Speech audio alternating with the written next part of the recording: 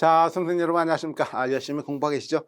오늘 지난 시간에 우리가 유통물류 일반, 자, 첫 번째로 한번 문제를 25문제 풀어봤는데요. 어떻습니까? 여러분이 한번 예상한 대로 내용이 나왔는데요. 여러분들은 기본적으로 우리가 문제를 푼다는 그 자체는요, 이론을 처음 시작하는 것처럼 접근하면 안 돼요. 내가 왜 몰랐는지를 명확하게 파악하는 게 바로 문제풀이입니다. 이런 데서 여러분이 그 방법을 갖다가 잘못 정하면요, 사실 어찌 보면 효율성이 굉장히 낮아지니까 명확하게 여러분께서 한번 미리 문제를 풀어보고 나하고 함께 풀면서 어떤 식으로 문제가 형성되는지 한번 알아보도록 됩니다. 자, 일단 이번 시간은 상권분석이고요. 상권분석은 26번부터 시작합니다. 자, 문제 26번부터 시작하니까, 자, 20번 상권 한 점포가 고객을 흡입할 수 있는 지역의 한계 범위를 지칭하는 말이다. 점포에 대한 마케팅 전략 수립에 앞서서 기업은 자사 점포의 상권 범위를 어디까지로 할 것인가를 갖다가 상권을 갖다가 결정하는 것이에요. 상권 범위를 갖다가 어디까지로 결정하겠느냐, 이걸 말한다. 상권 범위를 갖다가 명확하게 아마 설정해야 되겠죠. 자, 그런 식으로 여러분이 알아두셔야 되고요. 적합하지 않은 것은 뭐냐 묻고 있어요.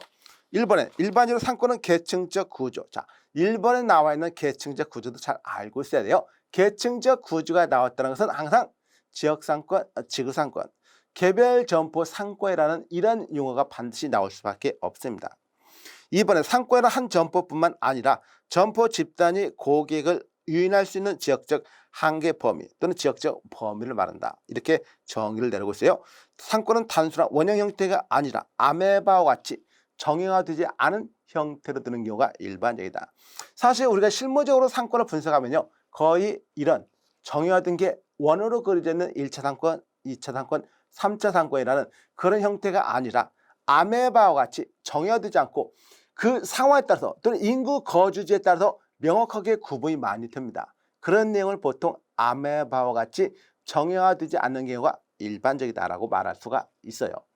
동그란 3번 상권은 하나의 점포 또는 점포들의 집단을 고객을 유인할 수 있는 지역적 범위를 나타내며 판매 품질에 따라 1차, 우리가 이미 설명드렸죠. 가장 자기 점포가 이렇게 있을 때 자기 점포를 중심으로 해서 이렇게 원을 그려가지고 1차 상권, 2차 상권, 3차 상권이라고 이렇게 정의를 내릴 수 있는 것은 뭐에 의해서? 바로 매출액에 의해서. 그 상권의 매출액에 의해서 결정이 된다고 충분히 설명드렸고, 물론 매출액은 무엇과 무엇으로 구성이 되어 있으니까 기본적으로 매출액은 판매 가격 곱하기 뭐하고? 곱하기 판매 수량이에요. 그러니까 판매 가격은 기본적으로 우리가 임의적으로 정할 수가 없어요. 시장에서 수요와 공급이라는 그런 법칙에 의해서 가격은 결정됩니다. 따라서 우리가 결정할 수 있는 것은 뭡니까? 바로 여기 나오는 판매 가격인데, 판매 가격을 이렇게 두 번 썼다는 것은 실수라고 말할 수가 있는 것이에요. 그래서 실수라고 말할 수가 있는 것이고, 판매 가격이 아니라 판매 수량이라고 써야 된다는 것이죠. 판매 수량. 그 판매 수량이라고 써야 되고, 기본적으로 여기 판매 가격은 우리가 임의로 결정할 수가 없다 이거죠. 왜?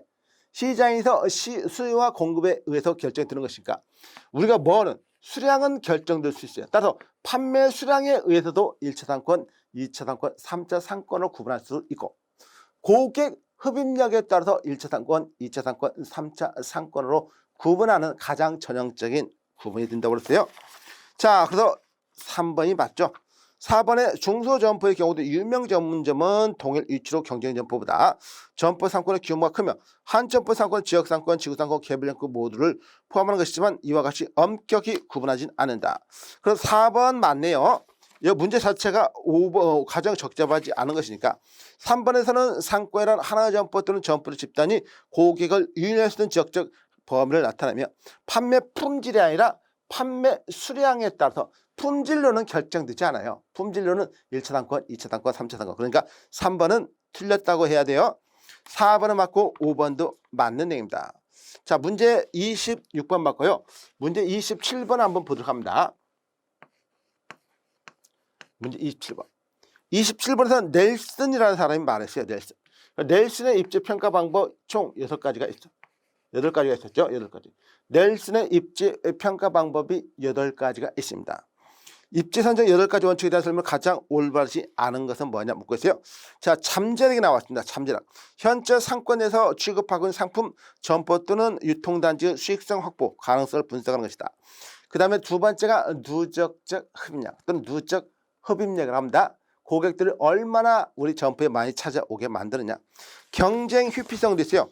경쟁은 가급적이면 없는 게 더 나을 수가 있죠. 물론 경쟁을 해서 반드시 나쁜 것만 있는 건 아니지만은 그래도 경쟁은 없는 것이 훨씬 낫습니다.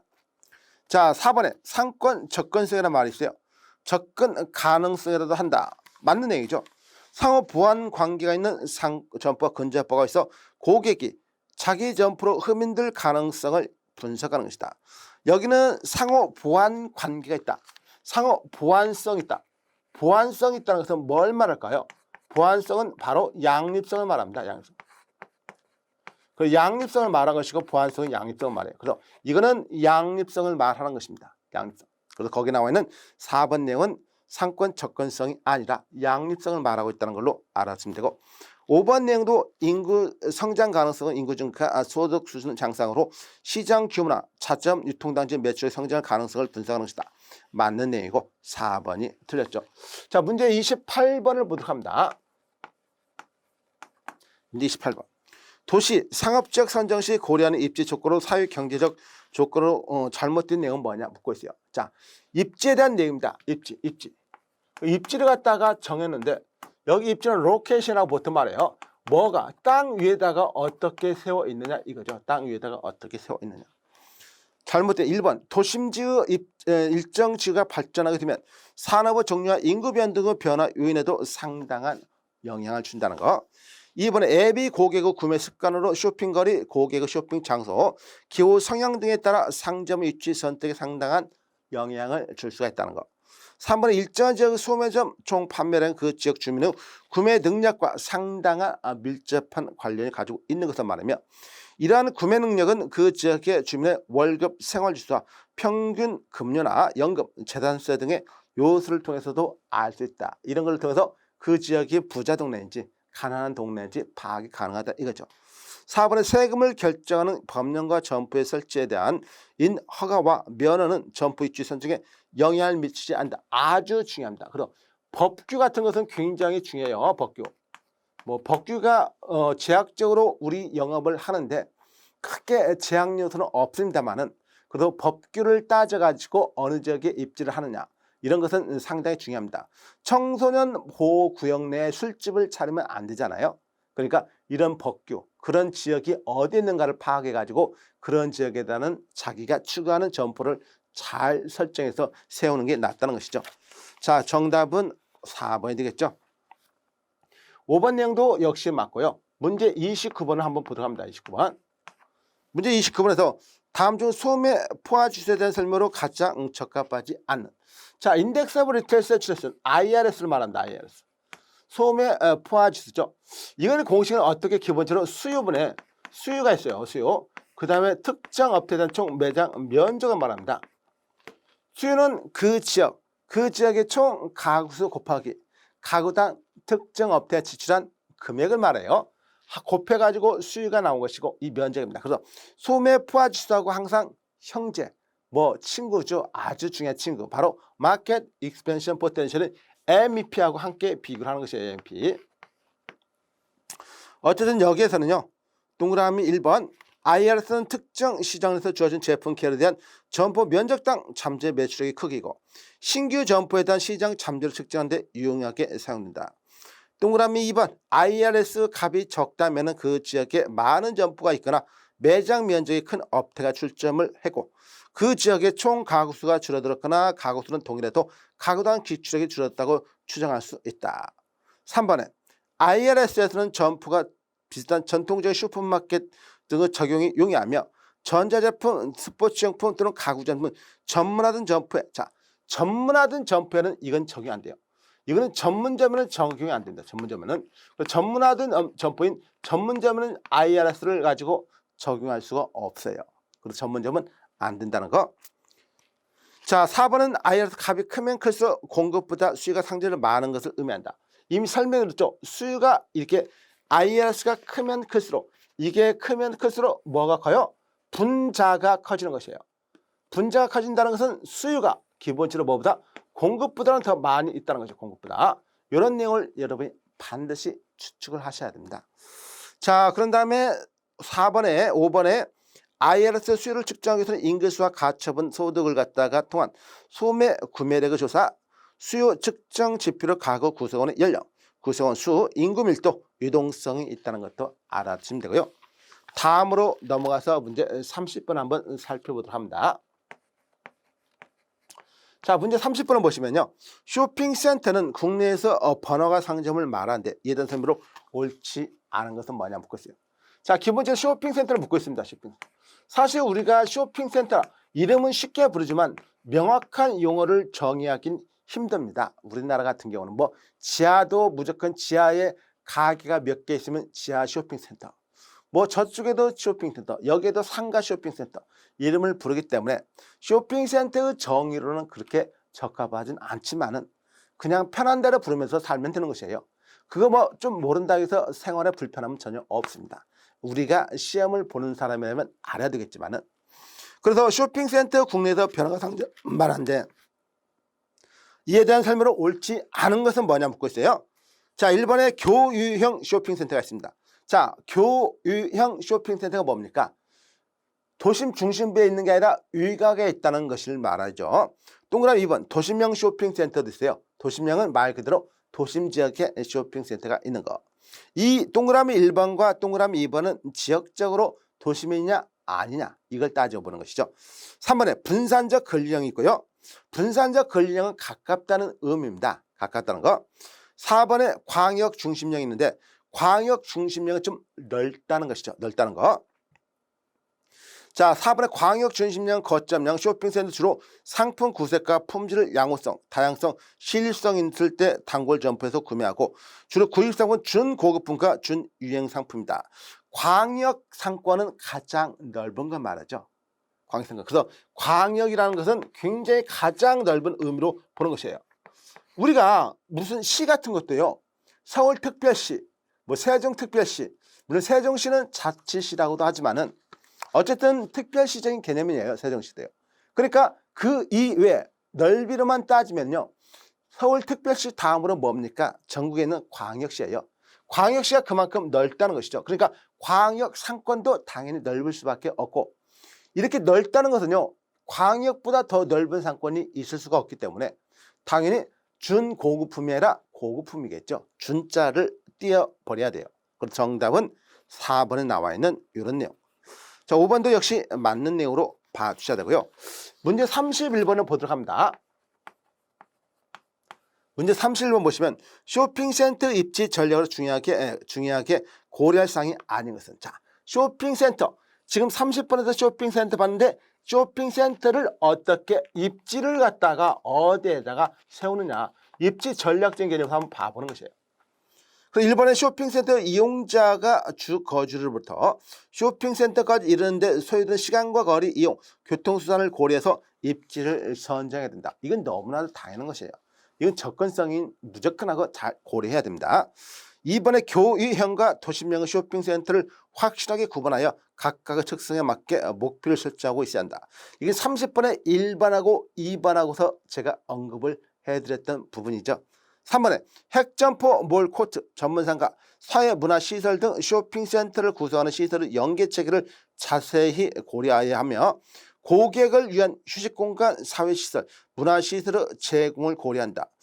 이 동그라미 3번 같은 경우는 기본적으로 쇼핑센터가 갖춰야 할 여러 설비들의 구성 요건입니다.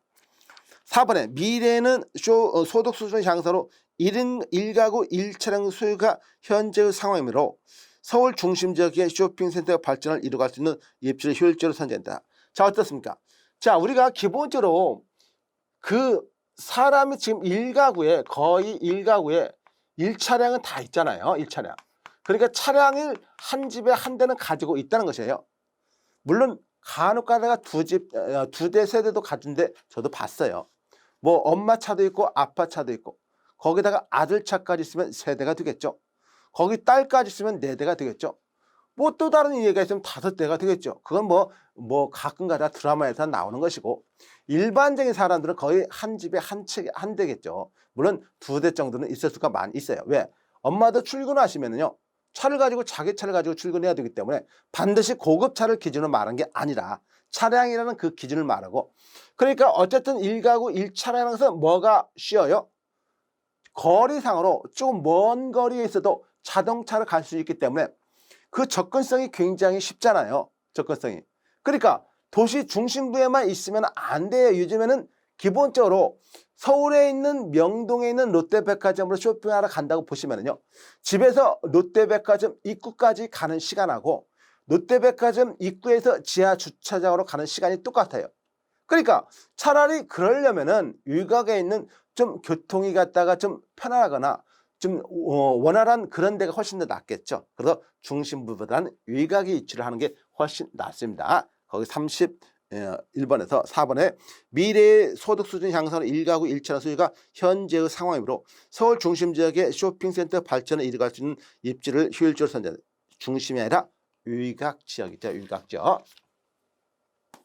자, 문제 32번 한번 보십니다. 32번.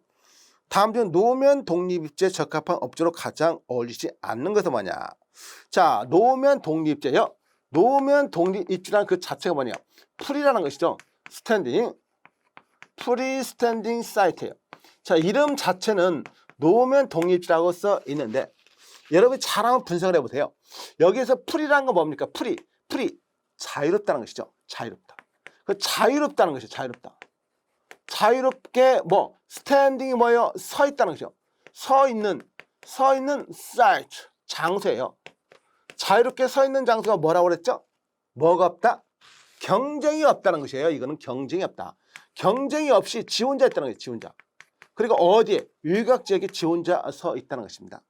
이걸 갖다가 노면 독립입지라고, 또 다른 말로 아이솔레이트 사이트. 또 프리스탠딩 사이트를 갖다가 뭐하고? 아이솔레이트. 이거하고 같이 쓰셔야 돼요. 아이솔레이트 사이트. 그래서 거기에서 가장 어울리지 않는 것은 뭐냐? 1번에 다른 업체와 비교 우위에 있는 확실한 기술력을 보유하고 있는 전문 업종이 적합하다. 그렇죠. 일각에 이런 업체가 있어도 고객들이 알아서 찾아옵니다. 2번에 다른 업체와 비교하여 뛰어난 마케팅 능력을 보유하고 있으며 충분히 능력을 발휘할 자신 있는 업종이 적합하다. 고객들이 알아서 찾아옵니다. 3번에 다른 업체와 확실한 비교 우위는 없지만 가급적 스스로 찾아올 수 있도록 할 수 있는 서비스 시설 규모. 다른 업체와 확실한 비교 우위가 없으면은 굳이 왜 일각에 있는 점포로 고객들이 가겠습니까? 내가 굳이 거기를 가는 이유가 뭘까요? 뭔가 나에게 인센티브가 있기 때문에, 나를 뭔가 유혹하는 게 있기 때문에 그 점포를 방문하는 것이에요. 싫은데 여러분이 그 점포를 방문할까요? 아니죠. 절대 그렇지가 않습니다. 그렇기 때문에 뭔가가 있기 때문에 그래요. 그 뭔가라는 게 뭡니까? 가격이 저렴하거나 물건의 품질이 좋다거나 그런 기타 요인들이 많이 작용을 합니다. 그래서 3번처럼 확실한 비교 우위가 없다. 그러면 안 돼요. 틀렸다는 내용이죠. 나머지는 모두 맞는 내용입니다. 자, 32번 맞고요. 문제 33번을 보도록 합니다. 문제 33번. 문제 33번 보시면요. 위더스푼이 복합용도 건축물의 특징을 설명하는데, 그 소득 용도가 3가지 이상의 용도가 한 건물 안에 물리적 기능적으로 복합된 건물군을 말한다. 이에 대한 설명으로 가장 잘못된 것은 뭐냐 묻고 있어요. 그래, 복합용도. 복합이에요. 복합. 하나가 아니라 복합이고 용도가 몇 개 복합으로 있다는 것이에요. 그 복합용도 건물을 말합니다. 그러면은 그 건물, 하나의 건물 안에 용도가 몇 개 이상? 최소 2개 이상의 용도가 있어야만이 복합 용도라는 말을 쓸 수가 있습니다. 그런데 여기에서는 몇 가지? 이 시험적인 측면에서는 3가지 이상, 3가지 이상의 뭐가? 용도가 갖춰져 있어야 돼요. 3가지 이상의 용도가 갖춰져 있어야 이걸 복합용도 개발 지역을 합니다. 이걸 기본적으로 설명드렸죠. 도심 공동화 현상이라든가 또는 도넛 현상을 방지하기 위해서 도심 중심부에 있는 건물에도 뭐가 갖춰져 있다? 주거 기능이라든가 또는 기타 사무 기능 또는 문화 기능, 이런 기능을 갖춰 있어야 된다는 것이에요. 그게 3가 이상이 되어야 된다는 거. 그래서 거기에 나와 있는 1번에 나와 있고 2번 뭐 1번에 호텔 이런 거 가장 전형적인 호텔 오피스텔 가장 전형적으로 바라고 그랬죠. 근데 호텔도 있고 오피스 상가 주거 등 도심 속의 인간 생활의 기본 요소인 주거와 작업, 여가의 각 활동을 동시에 수행할 수 있는 건물을 말한다. 이번에 용도 면에서 다양한 측면을 강조하여 상호 보완적 상승 작용을 유지하면서 다양한 목적을 가진 이용 대상자의 범위를 증대시키고 비업무 시간대의 활용을 유도한다. 3번에 전체 프로젝트 규모 형태 용도 공정 구성 용도들 간의 상대적인 관계 오픈 베이스 인프라 등의 일관된 계획에 의해서 이른다. 4번에 주거 기능의 미흡으로 도심 재개발이 적용될 경우 도심 공도화 현상이 급격히 증가하여 도심이 휘락시키는 데 이바지한다.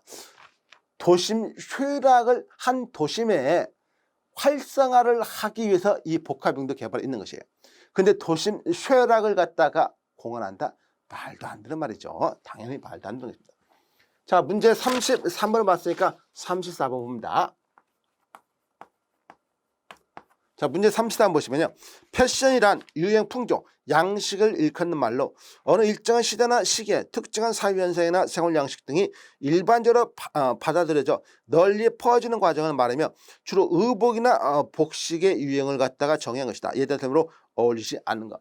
기본적으로 뭘 말하고 있습니까? 이 의류 패션, 의류 패션이고 뭘 물어보겠어요? 당연히 이런 의류 패션 전문점을 물어보겠죠. 전문점. 동그라미 1번 의류 패션 전문점은 도심 중앙이나 쇼핑몰에 다수에 포진하고 있으므로 지나가는 통행인들을 유인하기 위하여 항상 좋은 제품을 진열하는 전략을 세우고 실행해야 한다. 뭐 이론적으로는 맞죠. 사실 실제적으로 그렇지 못해서 그렇지 이론적으로 1번과 같지만 할 수 있다면 얼마나 좋겠습니까? 2번에 의류 패션 전문점은 백화점보다 더 인기가 있는 곳이라 생각되는 곳에 주로 위치한다. 거의 백화점과 같은 위치에 입지를 하겠다는 것이죠. 입지는 주로 중심 상업지역의 인근 쇼핑센터, 의류 전문 쇼트보다는 위각의 아울렛 단지 아니에요.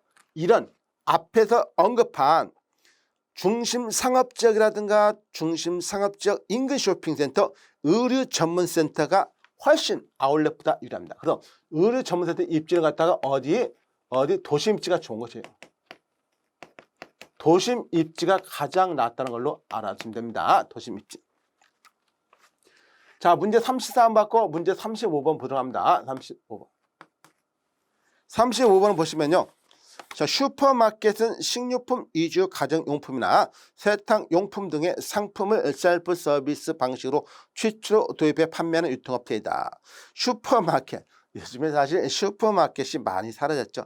슈퍼마켓은 어찌 보면은 우리가 편의점이 오기 전에는 대부분의 슈퍼마켓 시대였는데 편의점이 오다 보니까 이제 슈퍼마켓이라든가 할인점에 의해서도 슈퍼마켓이 많이 사라졌습니다. 뭐 어쨌든 간에 이 슈퍼마켓은 지금도 약간은 지역적으로 약간 조금 위진 지역에는 아직도 슈퍼마켓이 있어요. 그래서 이 슈퍼마켓 설명인데요. 잘못된 건 뭐냐 묻고 있습니다. 1번에 슈퍼마켓 운영은 24시간 영업을 한다. 연중 무휴, 주거지 근처의 위치, 식료품이나 일용 잡화점 취급하며 간혹 독자적으로 개발된 자체 상표로 다양성을 추구한다. 이건 뭡니까? 1번에 언급한 것은 바로 편의점이에요. 1번 편의점이다. 편의점하고 슈퍼마켓은 다르죠. 당연히. 그래서 슈퍼마켓은 이 편의점 때문에 슈퍼마켓이 없어진 거나 거의 같습니다. 사실 우리가 슈퍼마켓은 기존의 어떤 경영 자체가요. 이 편의점처럼 어떤 체계화도 되어 있지 않고 슈퍼마켓 하면 뭘 많이 생각합니까? 담배 사러 간다는 생각을 많이 하게 됐죠. 그래서 어느 특정한 슈퍼마켓 지역에 가보면요. 실제로 제가 이제 실무적으로 컨설팅을 하기 때문에 그런 데 가보면은 거의 매장에서 거의 60% 이상이 담배 파는 걸로 매출액이 이루어져 있다면은 그게 담배 가게지 무슨 슈퍼마켓입니까? 말이 안 되는 것이죠. 어찌 보면. 자, 이번에 슈퍼마켓은 식품이나 일상품과 관련한 소비자 욕구를 충족시킬 수 있고 규모가 적고 저비용 저마진 대량 판매 셀프 서비스로 운영되는 점포라고 정의될 수 있고요. 3번에 거기서 3번에서 여기 셀프 서비스는 당연히 슈퍼마켓이라든가 편의점이라든가 할인점은 다 셀프 서비스예요.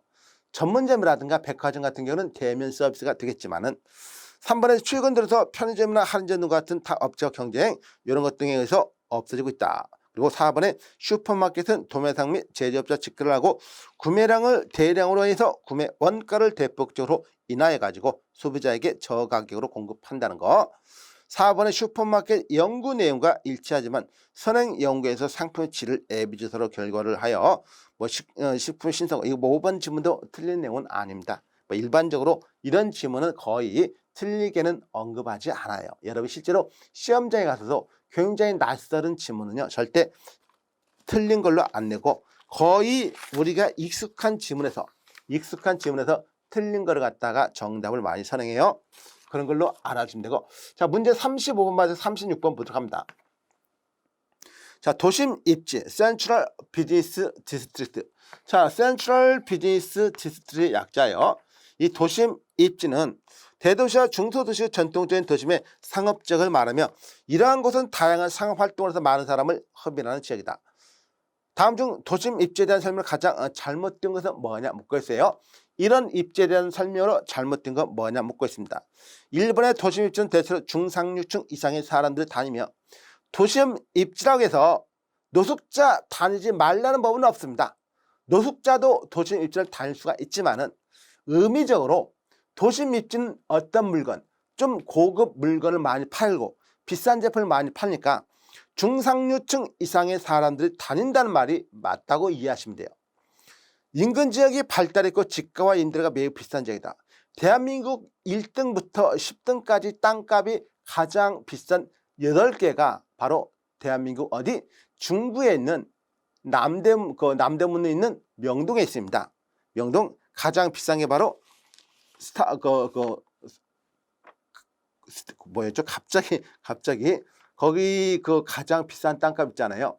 화장품 가게 네이처 리퍼블릭 거기 화장품 갑자기 생각이 안 났어요. 거기가 평당으로 따지면 거의 아파트 한 채 값 아니겠어요? 평당 가다가 기본적으로 그러니까 엄청나게 비싼다는 의미죠. 그러니까 가장 비싼 땅이 거기 있고 그래서 명동에서 1등부터 8등까지가 있다는 것이에요. 또 동그라미 이번에 많은 사람들을 갖다가 유인하고 그곳의 대중교통의 중심지이며 도시 어느 곳에든지 접근성이 가장 높은 그래서 거기서 조금만 떨어지는 명동 지역에도 굉장히 교통이 많이 있지만은 조금만 더 가면 뭡니까? 바로 서울역 있잖아요.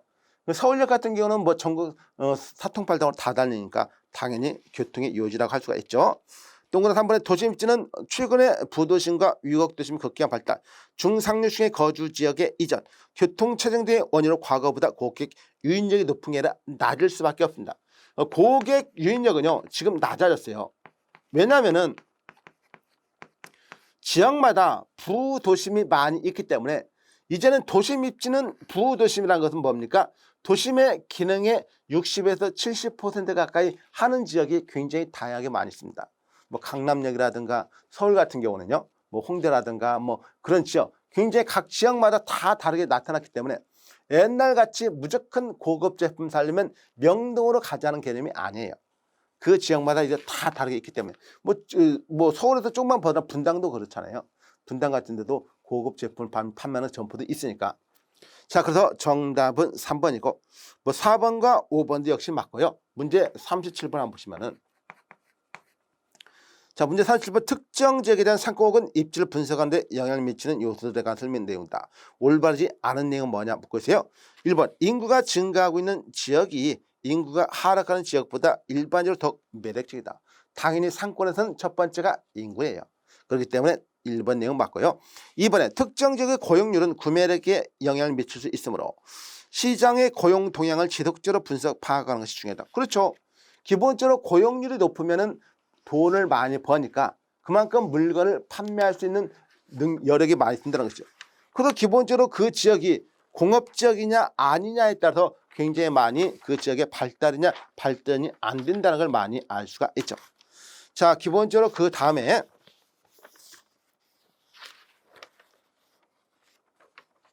자 그 다음 문제를 한번 계속 보시면요.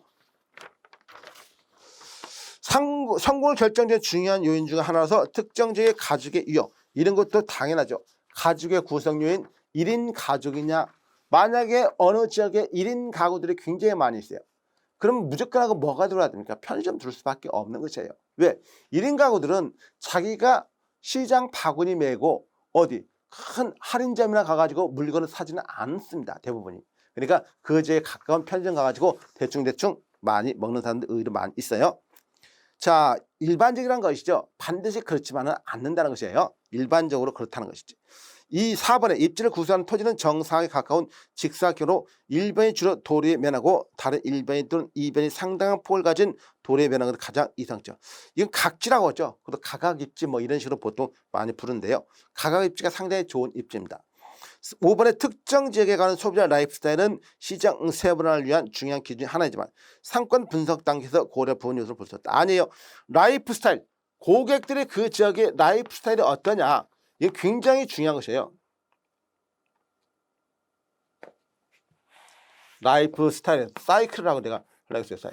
라이프 스타일인데 이게 상당히 중요한 것이에요. 그래서 기본적으로 그 지역에 고소득층이 사느냐 저소득층이 사느냐 그런 식으로 따져봐야 되기 때문에 상당히 라이프 스타일 분석은 중요합니다. 그리고 여성이 비중이 많은지 남성이 비중이 많은지 그런 내용도 다 따져봐야 하기 때문에 라이프 스타일 중요하고요. 자, 문제 38번 보십니다. 38번. 랠리 소매 중력 법칙, 랠리 소매 인력 법칙이에요. 여기서 옳게 설명하지 못한 내용은 뭐냐 묻고 있습니다. 자, 랠리는 기본적으로 뭘 중요하게 생각해야 됩니까? 랠리 법칙은. 이 랠리라는 사람은요, 원래가 기본적으로 랠리 법칙 이전에는 뭘 따졌어요? 한 개별 점포의 상권 범위를 따졌습니다. 근데 랠리는 뭘 따졌어요? 이웃 도시를 가는 상권 경계를 결정했어요. 개별 점포의 상권이 아니라 이웃 도시를 가는 상권 경계.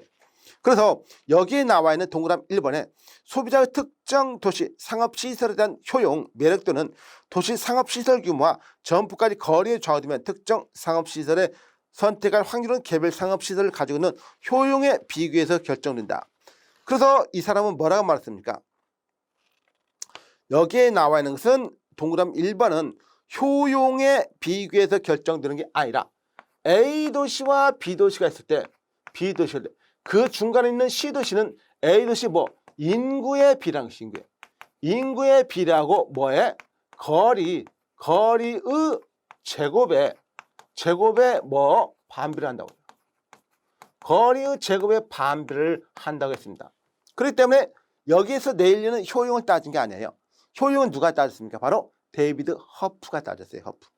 그래서 1번 질문이 틀렸고 2번에 나와 있는 인구의 비례하고 거리 제곱에 반비례한다는 거. 3번의 소매 인력 법칙은 개별 점포 상권 파악보다 이웃 도시를 가는 상권 경계에 4번의 이론의 핵심 내용 두 경쟁 도시 여기에서 결정을 하는 거.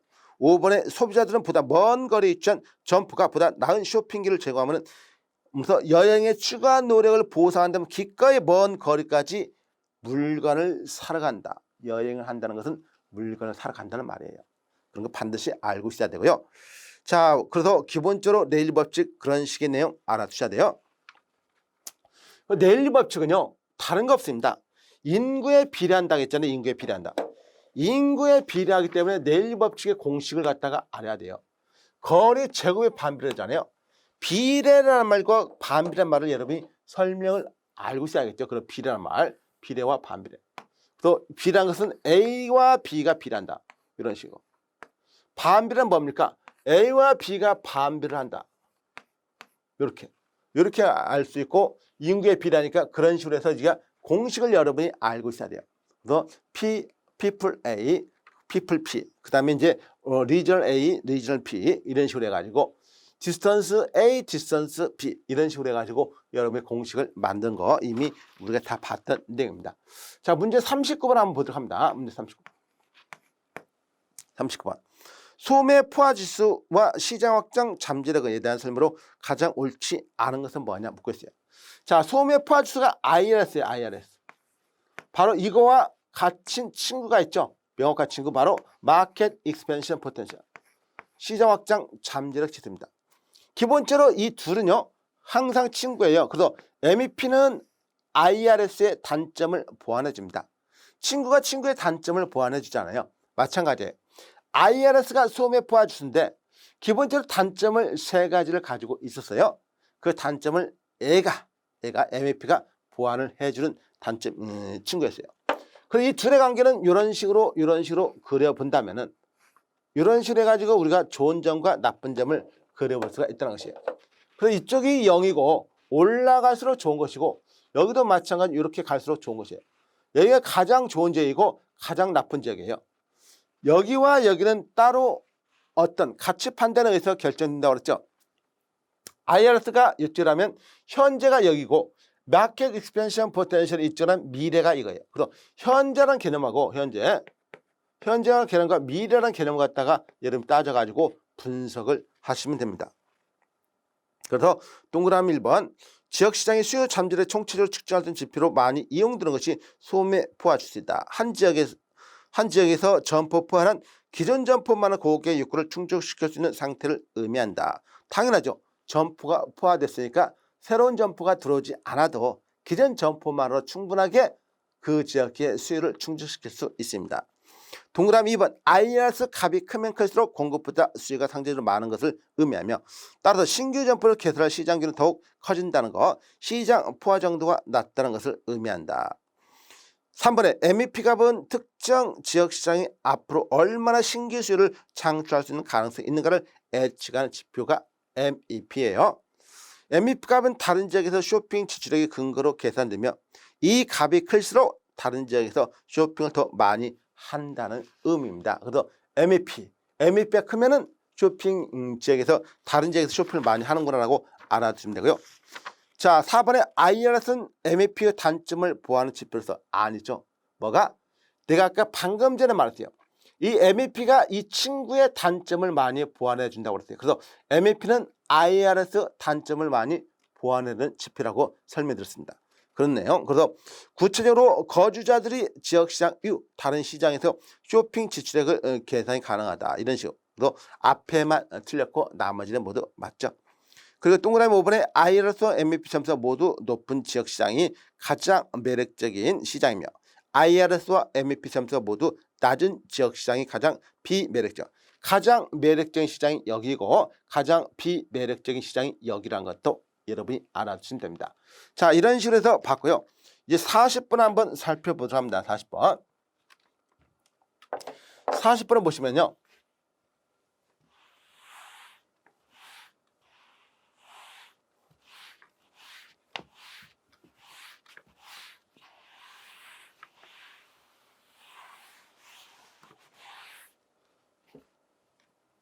자, 40번 문제를 한번 잠깐 보도록 하겠습니다.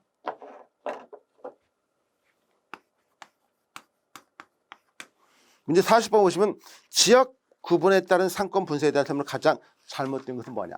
자, 상권 분석을 뭘로 따르세요? 지역으로 따르세요. 자, 1번에 과소지역 상권은 해당 지역의 욕구를 만족시키기 위한 특정 제품이나 서비스를 판매하는 점포가 매우 부족한 지역이라고 할 수 있다. 지역 구분이 낫죠. 그 지역 구분. 자, 지금 기본적으로 어느 특정한 지역에 어떤 특정 지역에 점포가 있습니다. 점포가 10개가 있어야 10개가 그 지역에 수요를 충족시켜줬어요. 근데 점포가 12개가 만약에 있다. 12개가 있으면 많다는 것이에요? 적다는 것이에요? 많다는 것이죠. 많다는 것이 2개가 많아진 거죠. 2개. 10개가 있으면 좋은데 12개가 있다는 것은 그 2개가 더 많으니까 많다는 것을 과소라 갑니까? 과다라 갑니까? 이런 지역을 과다 지역이라고 과다 지역. 어느 지역에 수요를 충족시켜주기 위해서 10개의 점포가 필요한데 8개밖에 점포가 없어요. 8개. 8개밖에 점포가 없다는 것은 2개가 만약에 부족하다고 말할 수 있겠죠. 2개가. 그러면 2개가 부족하다면 과다라고 합니까? 과소라고 합니까? 과소라고 하죠. 그러면 이런 지역을 과소지역이라고. 과다지역 상권, 과소지역 상권은 구분을 이렇게 하는 것입니다. 이렇게 해가지고 거기서 보시면 그래서 동그라미 1번에 과소지역 상권은 해당 지역의 욕구를 만족시키기 위한 특정 제품이나 서비스를 판매하는 점포가 매우 부족한 지역이라고 말할 수 있다. 이런 쪽으로 맞는 것이에요. 3번에 과다지역 상권은 너무나 많은 점포들이 특정 상품이나 서비스를 판매하여 현재 상권 내 경쟁이 치열한 지역으로 수익 실현이나 유지에 불확실성이 높다. 제가 그냥 예를 들어서 두 개씩만 했지만은 더 많이도 할 수 있으니까 이론적으로 2번 역시 맞습니다. 3번 과점적 상권은 특정 상품이나 서비스를 몇몇 점포가 과점하여 판매하지만 경쟁력 있는 점포로 그 시장에서 진입을 하여 이익을 볼 수가 있는 지역이다. 과점이란 건 제가 설명드렸죠. 우리나라의 과점 시장이 가장 대표적으로 뭐? 통신시장을 말한다고 했어요.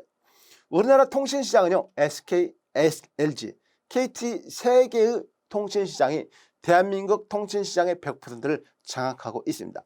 물론 저가 통신도 있지만 결국은 SK라든가 LG, KT 통신 회선망을 이용하니까 어쨌든 그 세 개의 시장이 과점에서 우리나라 시장을 장악하고 있죠. 마찬가지예요. 여기도 10개의 점포가 그 시장의 수요를 충족시켜 주지만은 2개나 3개의 점포가 모두 시장의 수요를 충족시켜주고 있다면은 그 2개나 3개의 점포가 과점하여 있다는 거죠. 그래서 과점 지역이라고 말할 수가 있는 것이에요. 4번 점포 중간지역 상권은 고객에게 우수한 상품과 서비스를 제공하며 이 5번 내용, 4번 내용은 틀립니다. 자, 그 다음에 점포 적정지역은 5번 내용 있고 그리고 4번 내용이 틀렸고요.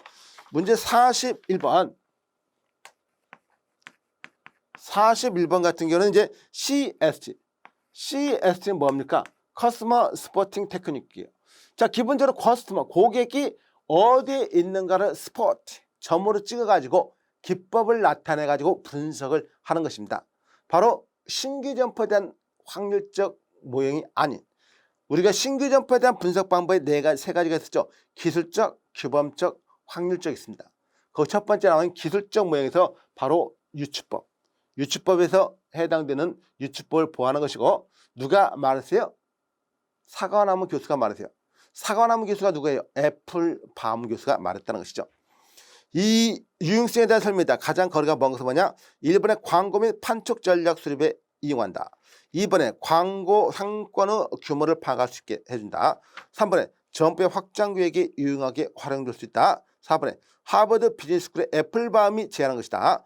5번에 유사한 기존 점포 상업 집적 시설과 비교를 통해서 예상 매출액을 쉽게 파악할 수 있다. 이건 아니에요. 유추법을 말한 것이고 이 CES는요 뭐를 갖다가 유추법을 갖다가 보완해 주는 것입니다. 그리고 유추법이 이렇게 유추법이 있을 때 그걸 갖다가 확실하게 한번 근거를 나타내 주는 것이죠. 근거. 자, 문제 41번 맞서 42번 봅니다. 인구와 라이프 스타일의 특성을 파악하는 것은 소매에서 매우 중요시 하는 상으로 인식되고 있다. 다음 중 인구 통계 라이프 스타일에 대한 특성. 인구 통계, 인구라든가 인구 통계, 그래 라이프 스타일을 제가 말하고 있어요. 라이프 스타일. 이거에 대한 설명으로 옳지 않은 것은 뭐냐? 1번 연령별로 인구 구조가 어떻게 형성되어 있으며 어떤 계층의 인구가 가장 많은지를 파악하는 것은 연령별 세분 시장의 동향을 파악하는 데 중요한 요인이 되고 있다. 2번에 과거에 우리나라 인구 구조는 종형 구조였다. 하지만 지금은 피라미드라고 했는데 이것이 틀렸죠. 옛날에는 예전에 어떤 식입니까? 예전에는요. 만약 지금이 1959년, 1961년, 1961년이라면 그때 당시에 우리나라 인구는요. 100만 명을 넘게 태어났습니다. 100만 명. 근데 시간이 흘러가지고 만약 지금 2000년대를 넘어간 상황에서 지금 현재라고 한다면 현재라고 한다면 지금 어떻습니까? 1961년도 생들이 지금 몇 살 정도 먹었을까요? 계산해보면 뭐 대충 갖다가 60년이 훨씬 넘었죠. 한 3, 4세, 2, 3세? 자우장 이렇게 됐어요. 그럼 그 사람들이 다 살아있지는 않고 죽었겠죠. 죽은 사람도 많이 있을 것이에요. 그러면 가장 많이 태어날 때가 이때라면은 어쨌든 지금은 몇 명이 태어나요? 지금 1년에 뭐 20만 명, 25만 명, 30만 명. 많이 태어나면 30만 명 태어난다고 그랬죠. 그러면 3분의 1로 줄었어요. 3분의 1. 100만 이때예요. 3분의 1. 그리고 이때 시대가 가장 많았을 때가 이제 이런 세. 계속 우회가 줄어들었겠죠. 어쨌든 간에 인구는 계속 줄어들 수밖에 없습니다. 옛날 같은 경우 보통 시골 같은 경우 어떻습니까? 한 가정에 뭐 2명, 1명이면 적었고 2명도 적었어요. 3명도 적을 수가 있고 4명, 5명, 뭐 6명, 5명, 6명 기본적으로 많이 있었죠. 근데 지금 우리나라 같은 경우에 5명, 6명 있다면은 뭐 완전히 애국자라고 말하죠. 왜?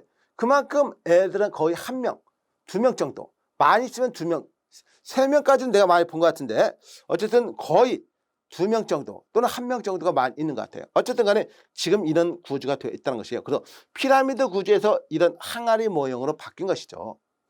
종형에서 항아리 모형이 피라미드 구조가 된 게 아니라 정답은 3번이죠. 정답은 2번에 나와 있던 거. 2번에 질문 지금 하고 있으니까. 그래서 3번의 베이비붐 세대는 과거 세대보다 교육적인 측면에 많은 교육을 받았고 또 이혼율이 증가되고 있으면 뭐 자연수. 그 다음에 4번의 결혼의 거부로 인한 비혼자들 증가, 이혼으로 인한 독신과 노후 독신. 이론적으로 그냥 3번, 4번, 5번은 이론적인 개념입니다. 이론적으로 뭐 조금 우리가 현상에서 접해봤을 때 이거하고 좀 밀접하지는 않지만은 이론적으로 그냥 맞다고 봐주시면 되고요. 자, 일단 2번이 명확하게 틀렸다는 건 여러분 아시죠? 문제 43번 보시면요. 43번. 상권 범위 분석 방법들 중에서 신규 점포 출점 시에 사용하는 기술적 모형. 신규 점포, 우리가 상권 분석에서 신규 점포를 갖다 분석하는 거. 신규 점포 상권 분석 방법 몇 가지가 있다? 3가지가 있다고 그랬어요. 3가지. 그 첫 번째가 기술적. 기술적 모형이 있었고 규범적 모형이 있었고 그 다음에 확률적 모형이 있었다는 거죠. 확률적. 자, 이런 3가지가 있었다. 그래서 여기서 기술적 모형에서 기술적 모형은 뭐가 있었죠? 체크리스트법, 유추법, 현재 조사법, 비율법이 있었어요. 규범적 모형에서는 뭐 네일 모형, 그 다음에 중심지 모형, 수정 중심지, 수정 네일 모형. 수정 네일 모형이 컨버스처 1법칙과 2법칙이라는 것도 알고 있어야 되고 확률적 모형은 다행히 허프죠. 그런 내용으로 여러분 파악해 주시면 됩니다. 그래서 거기서는 체크리스트 방법이라는 걸 알아주시면 되고 문제 44번을 한번 보시면요. 44번. 소매점 후 경쟁점에 대한 대체로 가장 적합한 것은 뭐냐 묻고 있어요. 소매점 후 경쟁점에 대한 대체로 가장 적합한 거. 1번에 상대적인 경쟁적 지위를 불문하고 자기 점포의 주력 상품은 경쟁점의 주력 상품과 동일해야 된다. 상대적인 경쟁적 지위를 불문하고 자기 점포의 주력 상품이 경쟁점의 주력 상품과 동일하면은 아주 치열합니다. 도저히 제가 경쟁점 자체가 우리 상권 분석에서 경쟁점은요 어떤 의미로 풀어야겠어요? 상권 분석에서 경쟁점은 어떤 의미? 상호 보완적인 관계에서 봐달라는 보완적인 거. 대체적인 게 아니라 보완적. 보완적이라면 서로 협력을 해야 된다는 것이 협력. 그래서 같은 거기서 경쟁 제품과 동일할 수가 없는 것이에요. 동일해서는 안 됩니다. 2번에 상품을 세분화해서 경쟁력을 상승할 수 있도록 차별성과 양립성 이거요. 여기에서 보완할 수 있으면 양립을 할 수 있는 거죠. 양립. 차별을 할 수 있고 차별성과 양립성. 차별이란 그 말은 1번에서 나왔듯이 같은 제품이 아니라 보완성을 가져 있는 제품을 갖다가 구별하면 되네. 옆집에서 뭘 팔면은 옆집에서 꽃을 팔면은 우리 집은 뭘 하는 게 나을 것 같아요. 제과점이라든가 뭐 케이크 가게를 하는 게 낫겠죠. 그런 식으로 하는 걸 알 수가 있어요. 옆집에서 뭐 와이셔츠를 팔면은 우리 집은 뭐 넥타이 가게를 하는 게 낫겠죠. 그런 식의 상호 보완적인 관계를 맺는 게 훨씬 낫다는 거 알아주셔야 됩니다. 자, 마지막 45번 보시면요. 문제 45번 봅니다. 40번. 내정객 조사 방법 중 점포에서 역같이 전철과 버스, 노선의 소요시간을 조사해요. 상권을 파악하는 법, 상권 조사 방법입니다. 그래서 상권을 갖다가 상권 조사 방법인데 이 상권 조사 방법 중에서 뭘 묻고 있어요? 점포에서 역까지 전철과 버스, 노선별 소요시간 및 요금을 조사하여 상권을 파악하는 방법 딱 하나 있었죠. 뭐였죠? 바로 타임피해법. 타임피해법을 갖다가 말하고 있습니다. 그래서 이걸 갖다가 여러분이 알아두시면 되고요. 어쨌든 기본적으로 여기에 나와 있는 상권 어렵지도 않고 쉽지도 않았던 내용이에요. 이런 흐름으로 여러분이 봐두시면 됩니다. 자, 이번 시간 상권 분석 여기까지 하고 총 45번 문제까지 풀었고요. 다음 시간은 유통 마케팅. 다음 시간에 뵙도록 하죠. 수고했습니다.